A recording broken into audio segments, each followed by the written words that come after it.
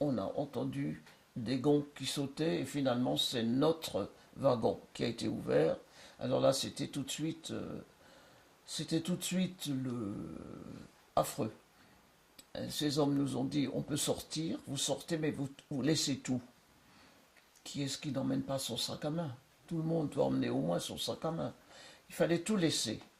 Nous sommes descendus de ce wagon. Il y avait sur la rampe, on appelle ça le rampe à Auschwitz. On était à Auschwitz-Birkenau. Nous ne savions pas où nous étions. Bon, il y avait déjà des gens qui étaient alignés, couchés par terre. Il fallait dégager, il y avait des capots qui se promenaient, il y avait des coups de bâton qui étaient donnés. Et il fallait vraiment faire très attention. Les gens étaient au milieu et nous, de chaque côté, il fallait les contourner. Et avec maman était au milieu, moi j'étais à sa gauche, mon frère à droite. Et tout d'un coup, on marchait d'un pas alerte. On était quand même 1200, 1197 exactement personnes. Et pour déplacer ces 1200 personnes, c'est que, bon, il faut de la place. Et puis, bon, voilà, on a marché d'un pas alerte. Et nous nous sommes trouvés tous les trois devant deux SS, deux officiers SS. On ne s'est pas rendu compte, il y avait des gens devant nous, on ne s'est pas rendu compte.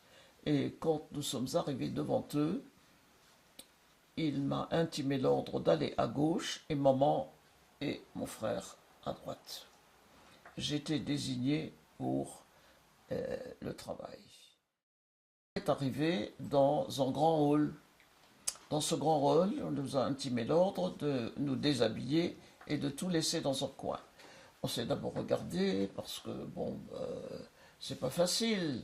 En 1944, on ne se déshabillait pas si facilement que ça. Et tout laisser, bon, il y a deux queues qui s'étaient faites. La première queue, c'était pour nous raser la tête et surtout le corps. Et la deuxième queue, c'était pour nous tatouer. En l'espace de très peu de temps, nous étions devenus absolument méconnaissables. Ces opérations terminées, nous étions dans une autre pièce et assis sur des gradins pratiquement toute la journée.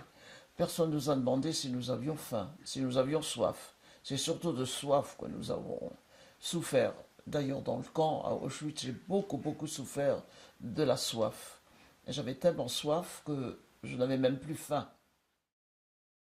Le bloc se composait de 7 à 800 personnes. Le lit se composait de 10 personnes. Quand l'une voulait se tourner, toutes les autres devaient se tourner.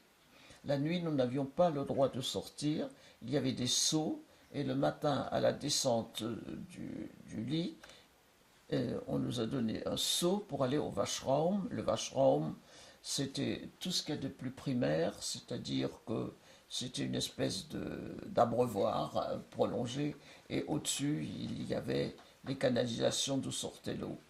Du savon, c'était un morceau de sablonneux, de quelque chose, bien sûr pas de serviette ni rien. Il y avait un autre bloc. Entre les deux blocs, il y avait une grande cuve d'où se dégageait une odeur de désinfection et autres odeurs, vous pouvez vous imaginer. Et dans ce deuxième raum, c'était pas le washroom, c'était les WC, il y avait 25 cavités, l'une à côté de l'autre d'un côté et 25 de l'autre. C'est-à-dire que, voilà, pour nous exonérer, c'était ça. C'était au vu et au su de tout le monde. Et encore, il y avait une préposée qui ne voulait qu'on ne reste pas trop longtemps. Après l'appel, on nous servait une espèce de breuvage de couleur indéfinissable, de goût indéfinissable. C'était des feuilles des feuilles de je ne sais quoi. Je pourrais encore pas vous dire aujourd'hui ce que c'était, le goût que ça avait. C'était dans des cuvettes ébréchées à certains endroits, où chacune, à 5, on lapait le liquide. Voilà, c'était ça. On n'avait pas de cuillère, on n'avait rien. On n'avait plus rien. On était démunis de tout. Et après cet appel, et après avoir pris ce breuvage, les capots venaient On allait chercher pelle et pioche pour travailler, faire un peu le cantonnier.